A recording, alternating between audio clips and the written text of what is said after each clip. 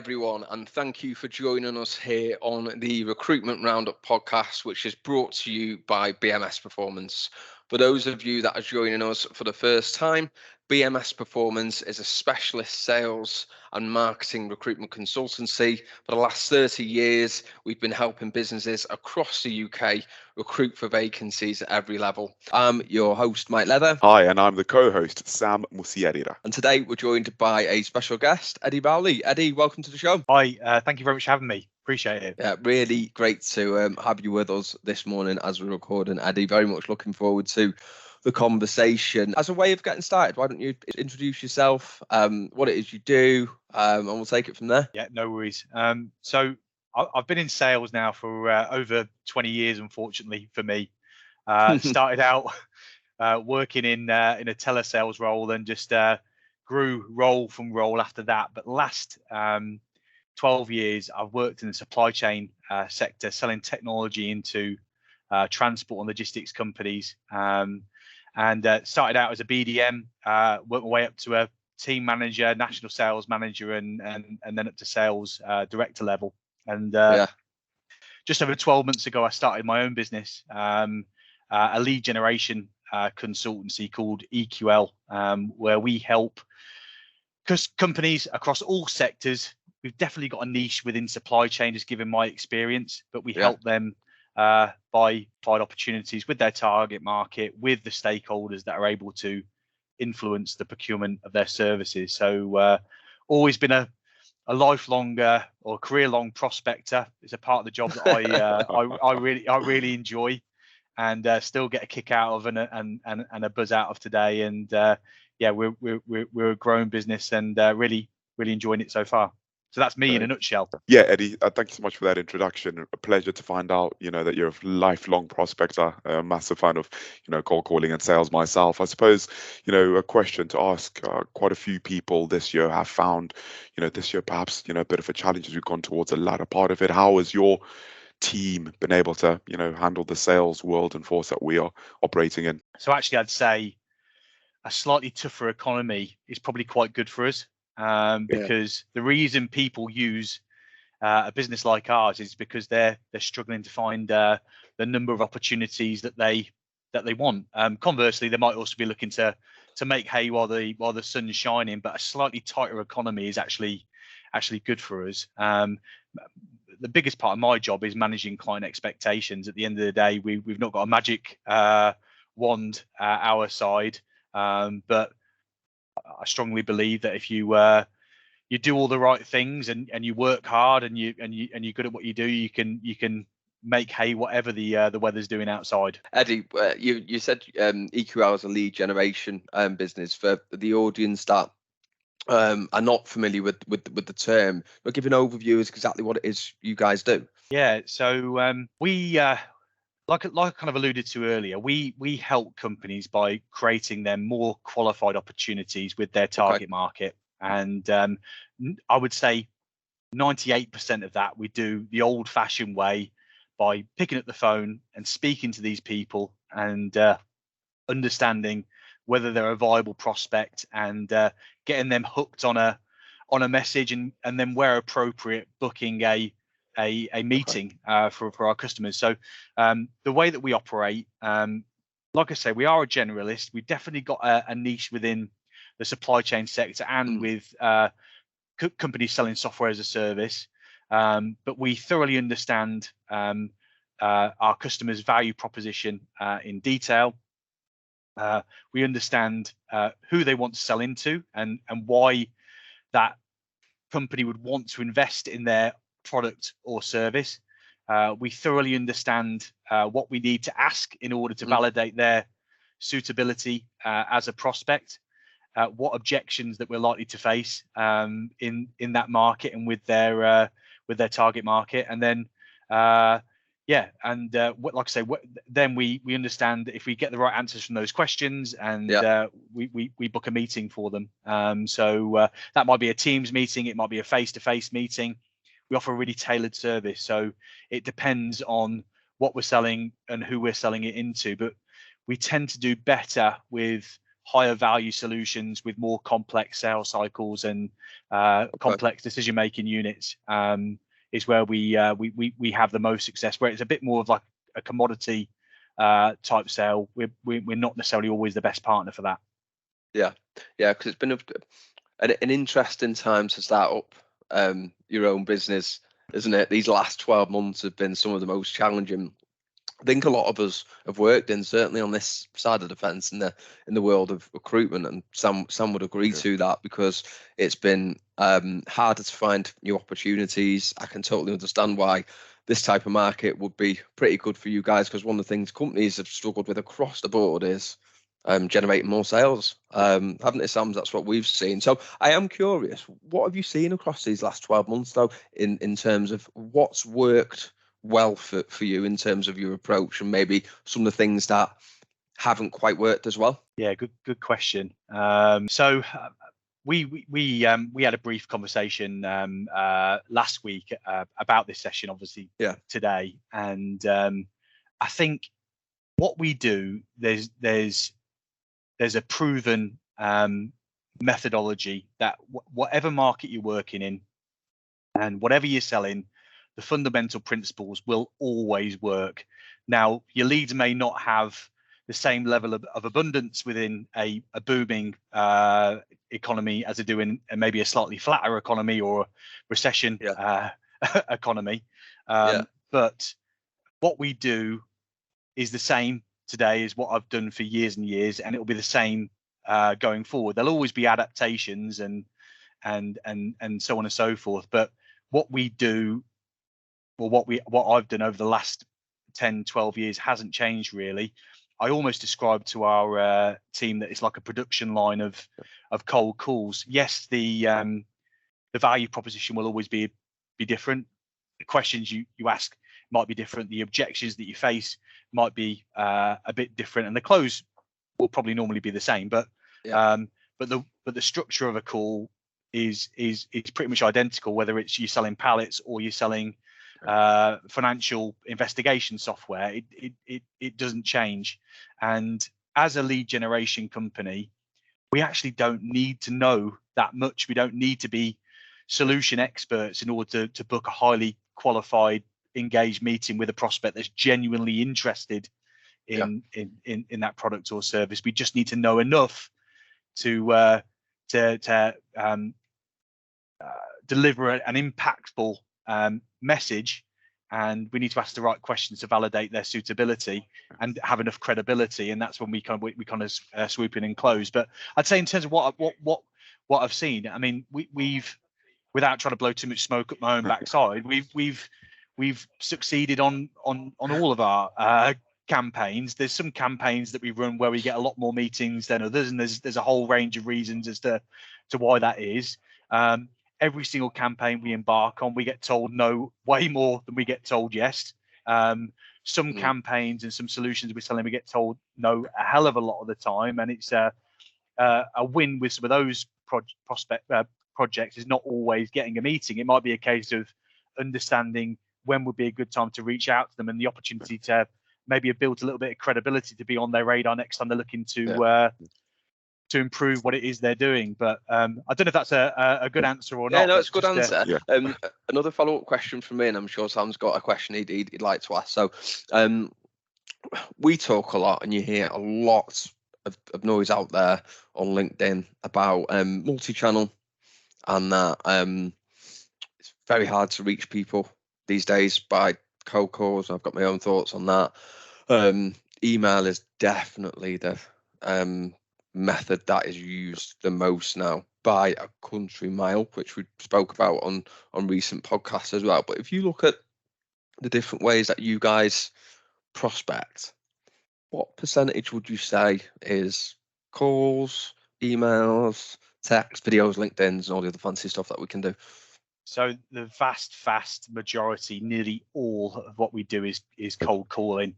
I keep seeing, and I know we've talked about this offline before in the past as well, but I keep seeing like polls on LinkedIn of people saying, is cold calling dead? And I always vote no, because it's not dead. I think people want to believe They that want it's it. dead. Yeah. Yeah. People don't these more and more. People these days, they don't like rejection, and Yeah. no, it's part and parcel of sales. What you said before, you could get so many more no's than yes. So I think a lot of this talk around social selling and cold calling is dead. It's driven by that, in my view. And cold calling works if you're good at it. It's like anything. All these other channels, all roads lead back to either getting someone on the phone or on a Teams meeting, don't they? They're just tools to engage people. 100%. Yeah. I really like where this conversation is going, and yeah, I've got a question. I've probably not done this before, Eddie, so I'm gonna, if you wouldn't mind, I'm probably gonna put you on the spot a little bit. If we could go back old school, right? So we're speaking about cold calling, so let's have a bit of fun, guys. I hope, Mike, you don't mind too. Eddie, if you were to maybe take me through a run of what your guys' approach would look like to a prospect, and I'll probably play the prospect and have a bit of fun. I think it'll be really good for the audience to to see what that could look like. Yeah, absolutely. I always say with our methodology, we want to disarm people, but we also want to be a formidable force on the end of the phone, because if you're not a formidable force, you're going to get bullied and you get pushed around. And I don't mean for a second that I want you to be rude to a prospect or inappropriate, but you need to be confident and you need to be assertive, and you need to grab somebody's attention when you're on the end of the phone. So it's not just what you say, it's also how you say it. So whatever the key, isn't it? So 1000%. So what if I said that I was selling recruitment as a service? So if I was working for BMS, I have got the benefit. I used to work for BMS a number of years ago, for 3 years. So I've had my time in recruitment. Actually got some incredible training. A lot of what I implement now is off the back of what I learned at BMS actually years and years ago. But I would start a cold call by obviously ringing, and I'd be like, "Hi Sam, how are you doing? It's Eddie from BMS," and you would probably be thinking, "Who the hell are you?" kind of thing on the end of that phone. And then this is where you disarm. So I'd say, "Look, Sam, we haven't spoken before, so I'm going to explain very quickly why I'm giving you a call." Now that's most of the time I'll now get about 20 seconds to get my point across. And you might lose somebody at this stage. Sometimes people go, "No, this is a sales call, I'm not interested." Well, fair enough, you move on to the next one. But this is where you deliver the value proposition. So I would say, look, I'm calling from a company called BMS. We're the UK's largest independent sales recruiter. We place more sales professionals than anybody else in the UK. And I was calling to find out a bit more about your current sales process, how you find recruiting and attracting salespeople in the current market, and to see if we get on your radar as a credible service provider, so that when you are recruiting, you bear us in mind. And that's when you shut up and see what they've got to say. And you might get a no at this stage. It happens, and you're probably going to get a no way more than you're going to get a yes. But what you're really hoping for here is you're going to start having a conversation. And but that part of the call is so important. That's your credibility window. And if you nail that part, a lot of the time you'll get to the second phase of the call, which is where you start asking those primary questions. You get a few objections, but that's almost the hardest bit. And whether it's recruitment or whether it's software as a service, the fundamental principles of that part of the call are always the same. It's, "Hi, this is who I am. We haven't spoken before. I'm going to explain very quickly why I'm giving you a call. Value proposition, shut up," and then go into and it's the same with everything that we do. So it doesn't change. And provided you make enough of those phone calls and you do enough of them in a quality fashion, it will 100% lead to opportunities. Me and my team, we had a really tough week last week actually, and I said to them at the end of the week how proud I was of them, because despite the fact they faced constant adversity all week, they were getting no's left, right, and centre. Just phone getting put down on them. They kept on pushing and moving forwards and keeping going. And one of my colleagues didn't get a meeting last week. What he did do was get 3 really strong bits of pipeline. And I said to him, that's even better than a meeting. You've got 3 potential meetings there. And also, you can't always, the vacancy in the world of recruitment isn't always the win in a call. It might be the fact that you've identified a really good decision maker who you got on really well with, you built a lot of credibility with, and he's got a team of 30 salespeople and he's recruiting 10 people a year. Yeah. But he hasn't got a vacancy right now, but he might have one in 2 weeks, and he's going to give you a chance next time he gives you a call. So, but yeah, that's how I go about cold calling, really, and that's what I ingrain in my team. And what you'll find is with the people that work here, they all work the exact same way now, and I've got people in my team who can train other people to do it in that exact same fashion as well going forward. So we're basically like a cold calling factory. So cold calling is essentially not dead then in the office.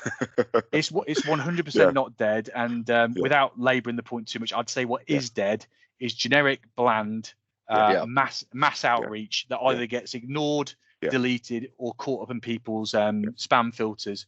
I'm learning all about digital marketing at the moment. I've actually outsourced my digital marketing to a third party.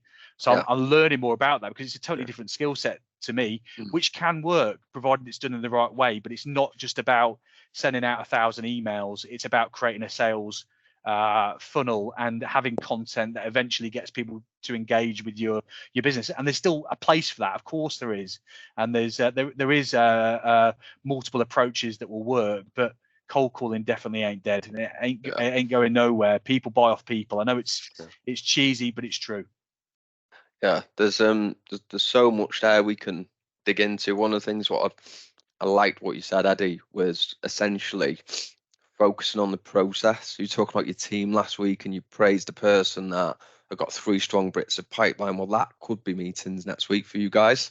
So I think a lot of the time in sales, we focus on the outcomes, and there's the sales leaders there that say, well, I don't care what they do as long as they're hitting target. For me, that's the wrong approach. I think if you focus on the process and get really good at the process, and I want to come on to in a bit what metrics should be measured and what we class as success metrics. But if you focus on that, then the outcome is a byproduct of all of that great work, isn't it? It gets lost, doesn't it? Couldn't agree with you more on that, Mike. I think you're absolutely bob on, and you put in place the right behaviours, and you hone your skills, and it will happen. It has to. What we're doing isn't impossible. We're not trying to build a rocket to Saturn or something. It's all very doable, and you implement the right behaviours, the right attitude, the right approach, and it will happen. We just talk about disarming, because I'm a big fan of this as well, and you mentioned it with your introduction. Why, in your view, is disarming important in your introduction?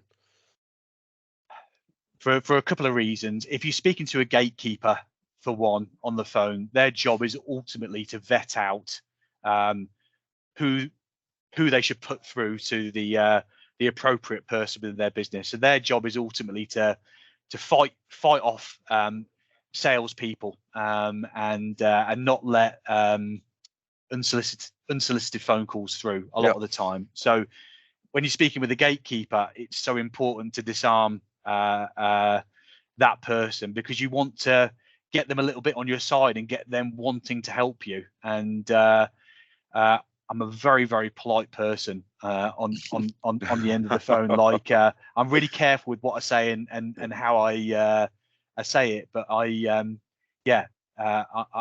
direct. I always act as if I know the person that I'm speaking to as well, because I find that obviously stops barriers coming up. I always just say, look, I'm trying to get a hold of Dave Jones. And often you just get put straight through. Sometimes they'll challenge you, and I'll say it's a sales query. If it was recruitment, for example, it was to be a sales team to try and again just get through. But it's really important to disarm, to give yourself the time to get your point across with a decision maker as well. If you come across in a professional manner and there's sense to what you're saying, and you've defined why you're calling and who you are, they'll feel disarmed enough to let you get across your value proposition to take that conversation to the next step. And again, that has to be delivered perfectly and very well. It's so easy to lose somebody on a cold call. You can lose them within a second with a moment of weakness. And even now, I mess things up all the time. I often come off calls and I'm frustrated. I'm like, oh, I could have done that better, or I could have said this. And I always say as well, maybe not going off too far, but if you have got somebody nice on the end of the phone that's being quite warm to you and open, you need to milk that conversation for everything. Don't come off that phone thinking, I wish I'd asked this. And I did a little video as well on my own LinkedIn probably a couple of months ago where I said, ask for a lead. So if you've got somebody that likes you and sees value in what you position, and even if it's not right for them, ask them who might be a good person for you to reach out to, and honestly, so on and so forth. Mate, it's a lost art, isn't it? Just asking for a referral. It's so simple to do, but it gets forgotten about so regularly, all the time. Yeah, I suppose a question for me to ask, Eddie, and also some really, really good stuff that you're sharing with us. Obviously, we've said cold calling is hard, so I suppose a question that, the audience would probably want to hear is, how do you manage to keep, your team so engaged and so motivated? Because, there are days that we go through, weeks that you go through where you're making, 80 to 100 calls in a day. And, when that opportunity does come about, or if that opportunity is coming, you're facing that rejection constantly. Do you have any tips that you could share, with the listening audience as to, how you keep everyone so positive? Because you seem like you're, a really positive guy. So how do we keep the guys going? I still wake up a lot of mornings and I'm like, oh my God, this is going to be hard. I have bad days, same as everybody, and I have days where I'm so motivated, and I have other days where I'm a little bit flatter. We're all human at the end of the day, and to pretend that we're not is just disingenuous. So one thing I try and do with the team all the time is put myself in their shoes, and again try and pick out things that are really positive that they might not have noticed as a big positive, and maybe they're dwelling on the end result, like you say, which is obviously needs to be a focus, but it's making sure that when we do have a success and we do well, that everyone celebrates it, everyone is part of that success, and we breathe that kind of team culture. But also, if someone's having a bad day, we need to lift them up and say, look, you're doing everything right. You just need to carry on. Like, it's the tough times that show who the really good people are, because we all go through tough times. Not to use too many analogies, but you just got to look at like professional sport. I mean, you have great teams that go on a losing streak, and you can see they put absolute their heart and soul into it. They've tried new things, and they just haven't managed to get the result in the end, but everything was there to make it a good result. Maybe they just had some bad luck. But our team, we employ full-time people. They spend at least 80% of the week in the office, so they get really good on the job training. We've put into practice like a cloud-based phone system where we can record calls. I can listen in on phone calls. I can whisper on calls, which is really quite cool. So back in the day, I never heard that one before.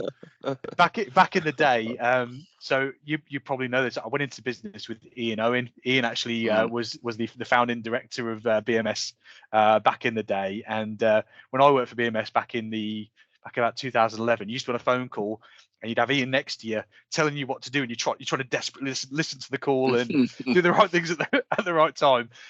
With this, I can dial in and I can talk to one of the guys, but the end user can't hear me. So sometimes, when you get a situation come up and you get a bit stumped, I can jump in and say this or say that or whatever else. I can coach people through a call live, which is a really cool thing to be able to do. But basically, look, the key thing is we're a team. We all succeed together. We all fail together, but we never really have a bad week. I'd be lying to say we've never had a bad week, because we definitely have. But there's always positives to take from it, and it's just making sure if people feel bad about it, and it's great that I love that people feel bad about it if they've had a rough week, because it shows they actually give a shit and they care. And it sounds like you've got a real good growth mindset going on there across the team. Are you viewing it like that? Yeah, we might not get to where we want to be, but we'll take the positives and learn from it. I'd love to get a sense, Eddie, as to what you guys would do. Let's say, for example, if Sam's a potential decision maker, gave him a couple of calls, he's not answering.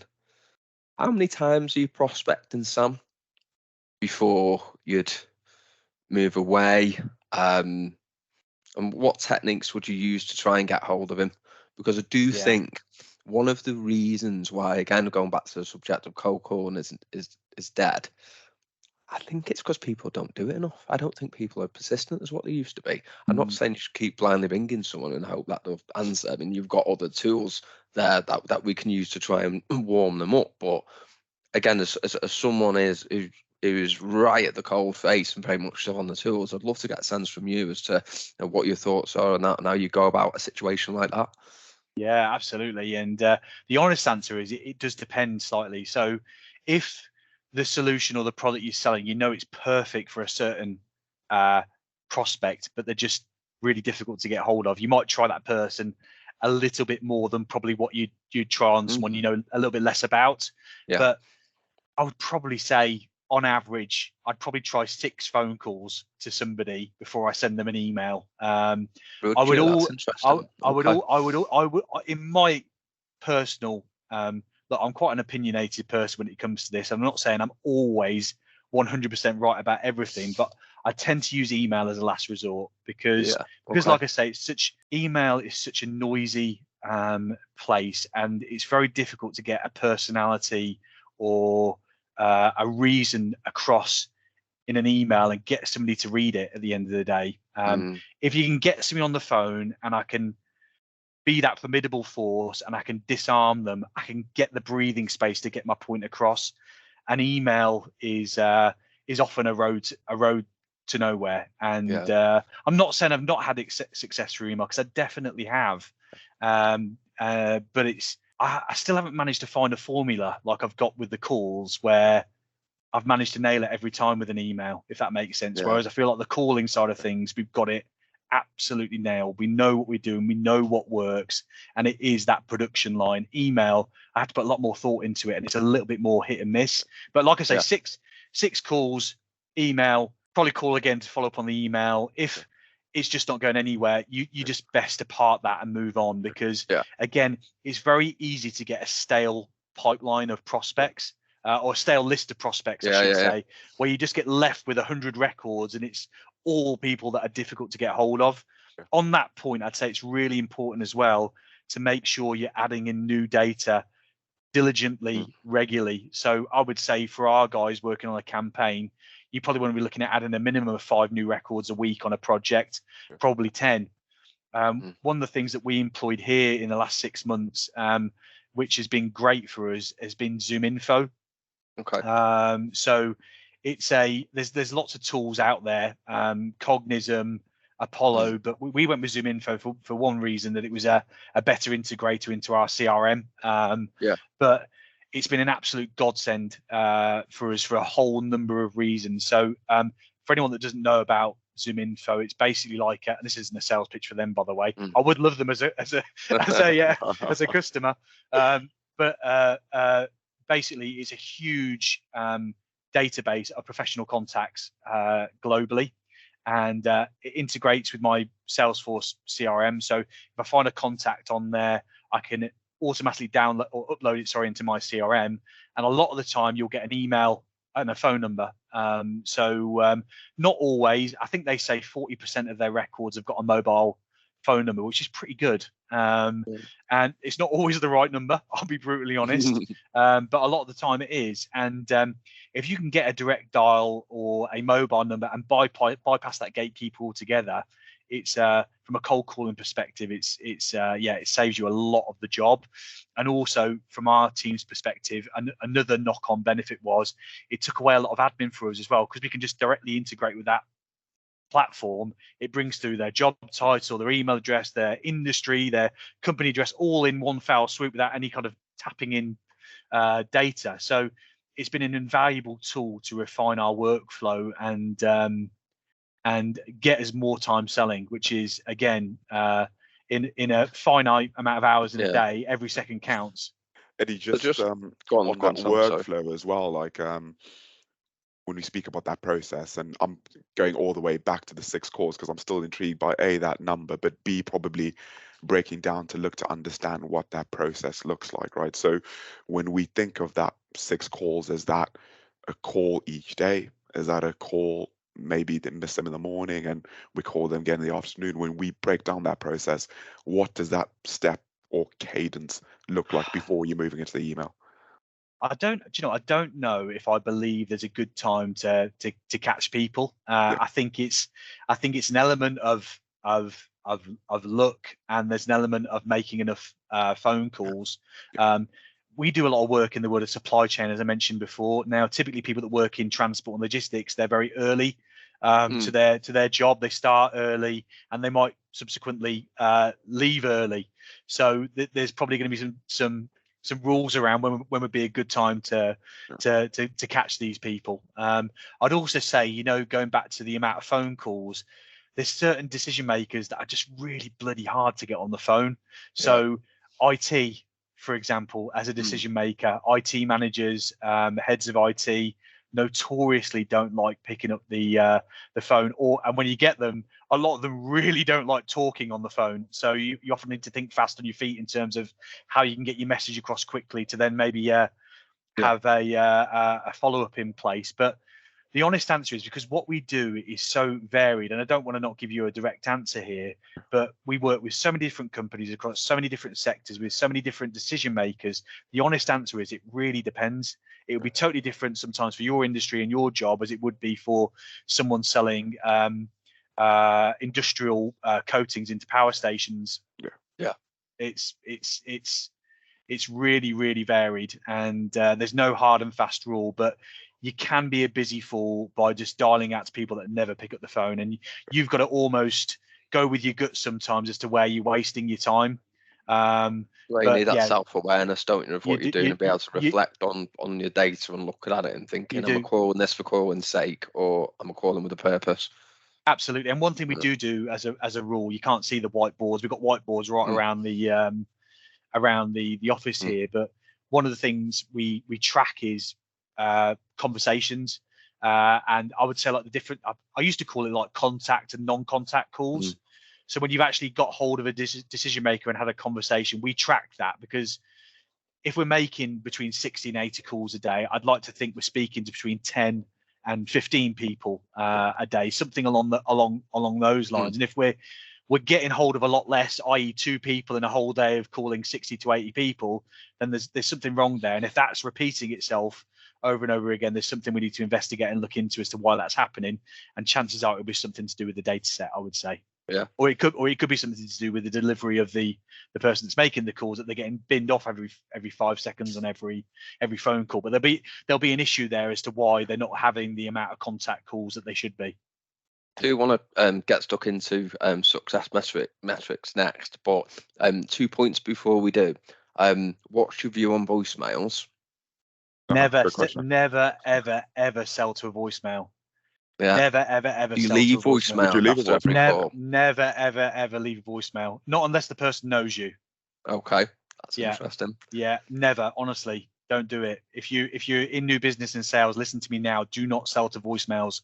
All that will happen is you'll end up getting blocked or ignored even more. Okay. And I'm not saying a voicemails never work, by the way. I'm just saying most of the time that will not work. And I've seen people do it and fail. Do not sell to voicemails. Yeah, I wholeheartedly agree on that. They're great for getting up. If someone's at a push to get up the talk time, for whatever reason, then they'll definitely have that. But how many people listen to them these days? I don't genuinely. You'd be better off with me. Ring me a couple of times. If I don't answer, send me a WhatsApp or a text. Yeah. And that's how you'd get me. But I wouldn't listen to or respond to a voicemail. I reckon if I go through my phone now, it's probably a voicemail from last week that I've not listened to, because it just gets forgotten about, unfortunately. So sorry for whoever left that voicemail, but I've not listened to it. So. I would say a lot of the time people will hear the start of it, they'll realise it's a cold call, and they'll be like, delete. Yeah. And then or they'll be like, oh god, it's them. Well, I'm definitely they'll save you in their phone as ignore, or sales call or whatever it is, and you'll never get hold of them. If the person knows you, that's a totally different story altogether. Leave voicemails all day if that person knows you. But if they don't know you, I think you're yeah, chances are you're going to be doing yourself a disservice by working in that way. Again, a lot are happy to be proven wrong, and some people might wildly disagree with me, but that's just my own kind of anecdotal lived experience. Another thing that salespeople love to do is research. We love spending ages researching, and we feel like we have to know what the company does, what the decision maker's background is. We need to know everything before we pick up that call, because we're scared that if they ask us a question, what do you know about what we do, then we're going to lose a load of credibility. And I feel like the people that do perform very well are able to research quickly without it really impacting the productivity. So what's your take on that? How much research should people do before a call? Mark, I love speaking to you because I know you're in the exact same boat as me. So again, I just couldn't agree with you more in terms of what you're saying. It's people who research too much. It's a way, and I hate to say it, it's a way of hiding from the actual job. It's a way of not picking up the phone. And for people that are doing a purely kind of outbound sales call, primarily over the telephone, again, you're doing yourself a massive disservice by doing that, because it's hard to get hold of people, and people pick up the phone far less than they actually answer it. So you could be doing all this research for 10, 15, 20 minutes at a time. You make the phone call, you don't get hold of the person. By the time you made another 30 phone calls, you've probably forgotten a big amount of that research anyway. And you're just going through that perpetual cycle of just being slow. And I would say with sales, look, it's about delivering quality, but at the same time, it's a numbers game, and you've got to make sure you're hitting the numbers. If you're not hitting the numbers, your job's going to be very, very hard, way harder. I'm not saying go in there and going blind on every single phone call and just be a bit of a maverick kind of lunatic and risk everything by not knowing anything about the people you're speaking into. But yeah, look, have a quick glance at the website, see what they're about. You can normally get a feel very quickly. If the website doesn't tell you what they do in a really brief, summarized way, it's probably not a very good website anyway. You'll have a lot more success prospecting by just picking up the phone. Yeah. What's your take on that, Sam? I 100% agree. I think, that time researching can be lost time, and it's all about, I feel like with the cold calling, new business, telephone, telesales kind of job, you also get into a bit of momentum, isn't it? Really, like you can feel it when you get into a flow. It's like when you've had a really good call, the next thing to do is just pick up the phone and write again, right? So I feel like when you do spend that much time researching, it's it could be lost time, and 30 seconds is enough, maybe even less. Hop onto that next call, pick up that momentum. I believe that too. When you get into that real swing. I wanted to throw those out there because the contentious points, aren't they, that everyone's going to have a view on. Some people have a view that voicemails are good. Some people have a view that we need to research thoroughly, and everything must be personalised before we pick up the phone. But the thing is as well, a lot of what I'm saying here will be quite triggering for a lot of people, genuinely, and it's been triggering for where I've worked previously.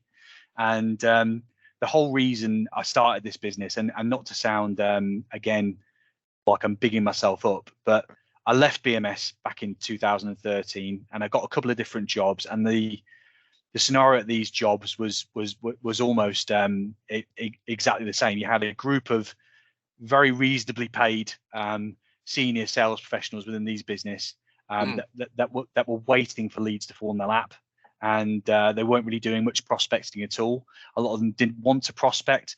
A lot of them didn't feel that they should prospect, and a lot of them just weren't capable of prospecting. They didn't have the confidence or the resilience to go through and do it. And it was always somebody else's fault for the reason that they've not got enough leads in their in their pipeline. And I've always been someone, like I said, that's enjoyed the prospecting element of it. And I'm not saying there was aspects of the role that those other people were better at than me.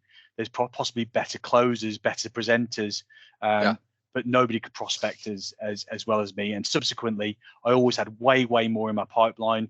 My efficiencies might not have always been the best in terms of my close rate, but because of the sheer abundance of leads that I had within my pipeline, I was always a top performer, consistent top performer, because I had more stuff in the funnel that eventually meant more stuff would pop out the other side of it as closed won deals, essentially. And that was really what started resonating in my head, where I thought, I've got something here that I need to productize, that I need to expand on and offer as a service to companies. And I saw lots of companies doing what we do and just not really doing a very good job of it. And for a whole host of different reasons. And I don't want to crap all over the industry, for example, but there's a reason why we employ full-time people and we demand that they're in the office the vast majority of the time, and that we pay a really good salary with a really good achievable bonus scheme as well, is because we want to drive a quality controlled product that is almost like, say, a production line, but we're also incredibly thorough at the front end to make sure that we understand the proposition in detail, what we need to ask, and that we work together to set expectations and shared goals going forward that are regularly reviewed in a structured fashion to make sure we constantly evolve and do better as we move forward. But there's a lot of very good salespeople out there that aren't able to prospect. I would even go as far to say, and again, probably quite triggering, most sales professionals are no good at prospecting. Yeah. Great. Yeah, I would agree. You know, based on, I mean, we work with some great people that we've got at BMS, but it is the biggest challenge that faces many businesses to get enough meetings. And what you're talking about there, Eddie, with regards to yourself, you always had a huge pipeline that in itself, I guess, made you feel more in control as a salesperson. You were never at a point where you're probably desperate or worried. I definitely have been desperate, but yeah. But you know what I mean, in the sense of, absolutely. you know, if we've only got a small amount in the pipeline, I think then you cling on to potential business for too long, and it stays in your pipeline for ages, and you don't qualify it out because you've not got enough coming in at the top of the funnel. In regards to success metrics, you mentioned it before, you measure conversations. Talk to us about that, Eddie. What do those success metrics look like? And what do you think are worthwhile success metrics that should be measured moving forward? So, for example, some people think that counting the number of calls is fairly arbitrary. It may be in some businesses, might not be in others. It depends on the approach. It depends on what you're selling, etc. So yeah, I'd love to get your take on that. Again, it depends, honestly. However, you need to be busy. You need to be making enough phone calls, and the output will be the ultimate barometer of that. I don't have a call figure with any of my team at all. The only time I would look at call numbers is if there's something going wrong to try and remedy it and fix it. But I think holding people to a certain number of sales calls, it can also almost be it can work against you, because again, you've got people more focused on the number of phone calls than having quality conversations. I say to the guys here, if you focus on having good quality conversations, it will ultimately lead to opportunity. So that's more of the focus in having quality calls. But if, for example, somebody's had, like, say, 2 quality calls in a day, then I expect their call figure to be higher. I think because we're quite a small team at the moment, we're not massive by any stretch. There's 5 of us that work here, soon to be 6. We know when people are working hard or they're not working hard, because we're in so close proximity of the process. But the reason that we've invested in tools like a good CRM like Salesforce, and we've invested in this cloud-based phone system, is so that we can review the metrics associated to it, because as we get bigger, I'm sure that'll be the something that we do have to dig into and look at in order for us to improve. I know this isn't a direct answer, or it needs to be exactly this or exactly that, but I think focus on having good quality conversations, and that's the key. And the only way you'll have good quality conversations is by making enough phone calls, by delivering a very good pitch at the front end, a very good introduction where you're doing that disarmament, where you're being a formidable force, and that you're asking the right, good quality, open questions. I can't stress enough how important that is, that you're not giving people the opportunity to just say yes or no to you, that you're actually getting them talking. I know this is again a cheesy kind of sales thing as well. You've got 2 ears and 1 mouth, but it is really true. You need to be ultimately just steering the phone call by asking the questions and getting them doing most of the talking to understand what to ask next, or when's the right time to close, and so on and so forth. But hopefully you get where I'm coming from. Yeah. If your focus is good quality conversations, well, to have good quality conversations, you need to be making enough phone calls to actually get hold of a decision maker. You need to be delivering a good value proposition, and you need to be asking the right questions and I suppose enacting the right behaviours in order to have that good quality conversation. So it probably sounds a bit loosey goosey, but that's we focus on the behaviours in a loose way. But if there is a problem, again, we like to manage individually as opposed to have one kind of hard and fast rule, because I'd say again, there's people in the team that have got strengths in different areas. Yeah. And it's also putting those people on the right campaign, the right project, and making sure if you've got somebody who perhaps does things a different way, you're giving them constructive feedback that they're going to be able to enact, and not something that's just going to massively demotivate them, because it might just not be achievable for them. If you see where I'm coming from. Yeah. I absolutely love that. Eddie, I was sort of listening back here, and you've spoken about close team, office environment, and sort of real driving that engagement. I suppose I've got a different question. It might be a bit more controversial on the other side, right? If someone is managing a sales team, but maybe they don't have that ability to have people within close proximity, and you've got these people that are potentially working remote in a cold calling sort of sales environment, and in that world, again, how do you manage that, and how do you feel about it? Do you think that this is something that could work at sales teams still be equally as productive when you've got members or two not being within that buzz of the office that you've described so well? For me, I think having a team of people selling primarily over the phone, working from home, is a very difficult thing to manage. I think because, as we kind of alluded to at the start of the phone call, this is a really tough job. Doesn't matter what industry you're in or what you're selling, you're going to spend most of your day facing adversity, and facing that on your own in your living room or at your home office or in your bedroom or wherever you're working constantly is very, very challenging and very difficult and very isolating. I think the worst thing to come out of COVID, and again, people aren't probably going to like necessarily everything that I say, is that people almost expect to work from home these days, and we offer a hybrid model of homework. And I think times are changing. You have to adapt, but to be kind of constantly working from home in this type of role, you're almost setting people up to fail. I think unless they're an experienced, hardened veteran of the game, and they've done this for years and they understand it, and they maybe understand their market and their solutions like the back of their hand, I think that they probably can just work from home constantly. But if you've got green people in the team that are on the way up in their career, that are perhaps new to the industry or new to sales, to have those people working from home most of the time, they're going to really struggle. You're just going to have such a high level of attrition when it comes to your workforce. I try and make it here a really nice place to work, and I'm not saying that every day in here is like being in heaven, because it's certainly not. Some days we have absolutely brutal days, but it's just because we can all talk and bounce off each other and have 10 minutes talking about, I don't know, not that I watch it, but I'm a Celebrity. We were talking about that the other day, or talking about football, or what, just something just to break the ice for a minute, refocus.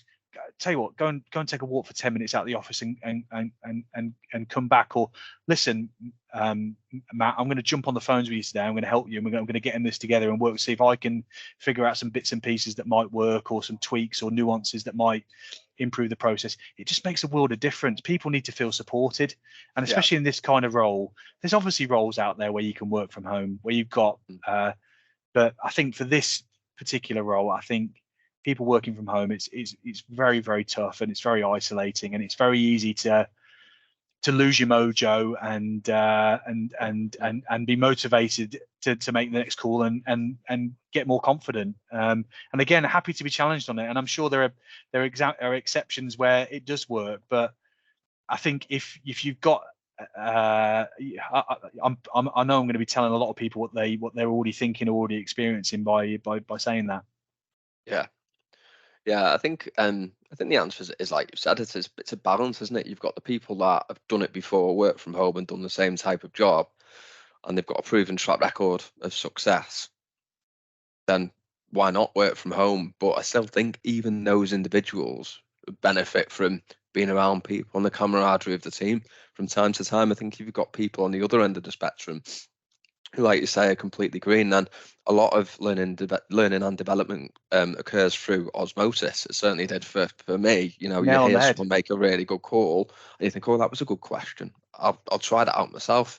So you completely lose that if you're in, even if you're in the office 1-2 days a week, you do lose that, I think, especially if you're starting out your journey in sales, or you know, for example, if you move into a new industry sector, there's a lot of people still that have never worked from home before. So you're starting a new role, and not only are you learning completely new business, a new way of selling, but then you're learning how to work from home. It's too much. And whilst it looks like a benefit, it's actually putting the person at a disadvantage, isn't it?